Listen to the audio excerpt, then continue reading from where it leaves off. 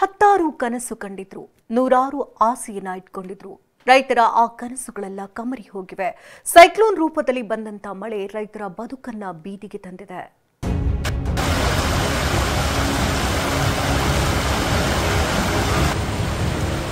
ಭತ್ತ ನೆಲ ಕಚ್ಚಿದೆ, ಕಾಫಿ ಮಣ್ಣು ಪಾಲಾಗಿದೆ, ಹೂ ಕೊಳೆತು ಹೋಗ್ತಿದ್ರೆ ಮೆಣಸಿನಕಾಯಿ, ರಾಗಿಯಂತ ಹತ್ತಾರು ಬೆಳೆಗಳು ಹಾಳಾಗಿವೆ.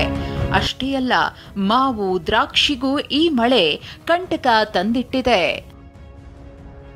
ಸೈಕ್ಲೋನ್ ಎಫೆಕ್ಟ್, ಅನ್ನದಾತರಿಗೆ ಸಂಕಷ್ಟ.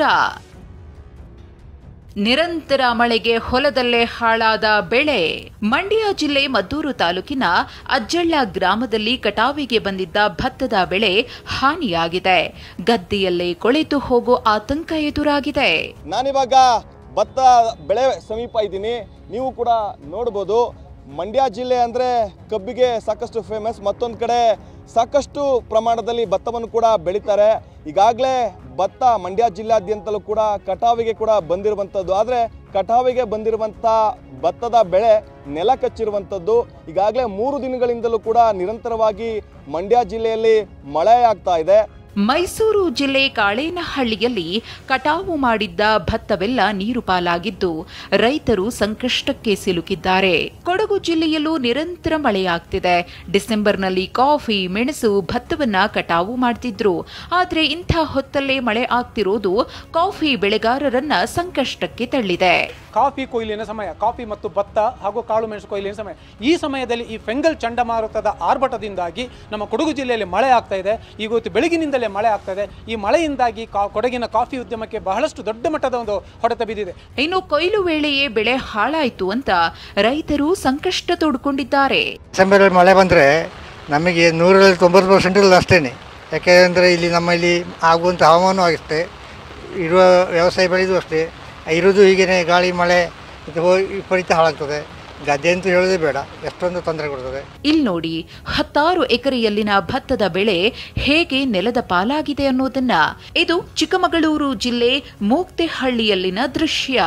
ನಾವಿವಾಗ ಏನು ಚಿಕ್ಕಮಗಳೂರಿನ ತಾಲೂಕಿನ ಮುಕ್ತಿಹಳ್ಳಿ ಗ್ರಾಮ ಪಂಚಾಯತಿ ವ್ಯಾಪ್ತಿಯಲ್ಲಿರುವಂತಹ ಒಂದು ಗ್ರಾಮದಲ್ಲಿದ್ದೇವೆ. ಇಲ್ಲಿ ಭತ್ತದ ಬೈಲನ್ನು ನಾವು ನೋಡ್ಬೋದು. ನಿನ್ನೆಯಿಂದ ಏನು ಪೆಂಗಲ್ ಚಂಡಮಾರುತದ ಎಫೆಕ್ಟಿಂದಾಗಿ ಕಾಫಿನಾಡು ಚಿಕ್ಕಮಗಳೂರಿನಲ್ಲಿ ಒಂದು ಕಡೆ ಶೀತ ಗಾಳಿ ಬೀಸ್ತಾ ಇರುವಂಥದ್ದು, ಜೊತೆಗೆ ಮಳೆ ಕೂಡ ಆರಂಭವಾಗಿರುವಂಥದ್ದು. ಏನು ಪಿರಿ ಮಳೆ ಜೊತೆಗೆ ರಾತ್ರಿ ಧಾರಾಕಾರವಾಗಿ ಮಳೆ ಸುರಿದಿರುವಂಥದ್ದು. ಇದರಿಂದಾಗಿ ಭತ್ತ ಸಂಪೂರ್ಣವಾಗಿ ಗದ್ದೆಯಲ್ಲೇ ಬೆಳೆ ನಾಶವಾಗಿರೋದನ್ನು ನಾವಿಲ್ಲಿ ನೋಡ್ತಾ ಇದ್ದೇವೆ.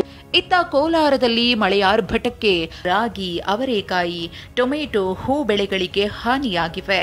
ನಿರಂತರ ಮಳೆಗೆ ಅವರೆ ಹೂ ಉದುರಿದ್ರೆ ಹೊಲದಲ್ಲೇ ನೆನೆದು ರಾಗಿ ಮೊಳಕೆ ಒಡಿತಿದೆ. ಈ ಪೆಂಗಲ್ ಚಂಡಮಾರುತದ ಒಂದು ಬಿಸಿಯಿಂದ ಗಿಡಗಳಲ್ಲಿ ಹೂವು ಎಲ್ಲ ಹಂಗೆ ಡ್ಯಾಮೇಜ್ ಬಂದಿದೆ. ಈ ತೇವಕ್ಕೆ ಏನಾಯ್ತಾನೆ ಮಚ್ಚೆ ಬಂದುಬಿಡ್ತೈತೆ. ಮಚ್ಚೆ ಬಂತಾನೆ ಹೂವು ಯಾರೂ ತೆಗಿಯೋದಿಲ್ಲ. ಈ ತೆಗಿಯೋದಿಲ್ಲ ಅಂತಂದರೆ ನಾವು ಕಟಿಂಗ್ ಮಾಡೋಕ್ಕಾಗಲ್ಲ. ಲೇಬರ್ಸ್ ಪ್ರಾಬ್ಲಮ್ ಇಟ್ಕೊಂಡು ನಾವು ಇಷ್ಟೊಂದು ಬಂಡವಾಳ ಹಾಕಿ ಹೂವು ನಾಟಿ ಮಾಡಿ ಚೆನ್ನಾಗಿ ಫಸಲು ಬರೋ ಟೈಮ್ಗೆ ಈ ಅಕಾಲಿಕ ಮಳೆಯಿಂದ ಡ್ಯಾಮೇಜ್ ಬಂದಿದೆ ಹೂವು. ಇತ್ತ ಚಿಕ್ಕಬಳ್ಳಾಪುರದಲ್ಲೂ ಚೆಂಡು ಹೂವು, ಗುಲಾಬಿ ಹೂ ನೀರು ತುಂಬಿಕೊಂಡು ತೋಟದಲ್ಲೇ ಕೊಳಿತಿವೆ.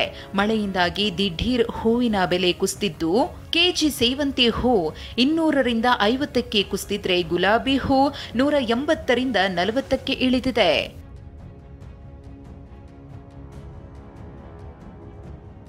ಧಾರವಾಡದಲ್ಲಿ ಮಾವಿನ ಬೆಳೆಗೂ ಕುತ್ತು ತಂದಿದೆ. ಸದ್ಯ ಹೂ ಬಿಡೋ ಹಂತದಲ್ಲಿರುವ ಮಾವು ಉದುರಿ ಬೀಳುತ್ತಿದೆ. ಜಿಲ್ಲೆಯಲ್ಲಿ ಸುಮಾರು 10,000 ಹೆಕ್ಟೇರ್ ಪ್ರದೇಶದಲ್ಲಿ ಮಾವು ಬೆಳೆದ ರೈತರು ಕಂಗಾಲಾಗಿದ್ದಾರೆ.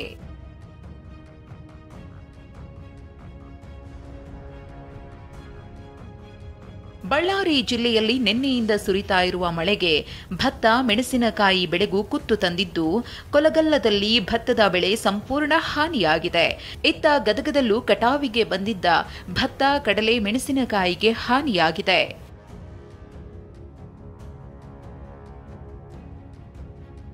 ಕೊಪ್ಪಳದಲ್ಲಿ ಒಣಗಿಸಲು ಹಾಕಿದ್ದ ಭತ್ತ ಮಳೆಯಿಂದಾಗಿ ಹಾಳಾಗಿ ಹೋಗ್ತಿದೆ. ಗಂಗಾವತಿ, ಕಾರಟಗಿ, ಕೊಪ್ಪಳ ತಾಲೂಕಿನ ರೈತರು ಹೈರಾಣಾಗಿದ್ದಾರೆ. ವಿಜಯಪುರ ಜಿಲ್ಲೆಯಲ್ಲಿ ಅಕಾಲಿಕ ಮಳೆಯಿಂದ ದ್ರಾಕ್ಷಿ ಬೆಳೆಗೆ ಕಂಟಕ ಎದುರಾಗಿದೆ. ಕಾಯ್ಗಟ್ಟುತ್ತಿರುವ ದ್ರಾಕ್ಷಿ ಗೊಂಚಲು ಕೊಳೆ ರೋಗಕ್ಕೆ ಈಡಾಗುವ ಭಯ ಕಾಡ್ತಿದೆ. Bureau report, TV9.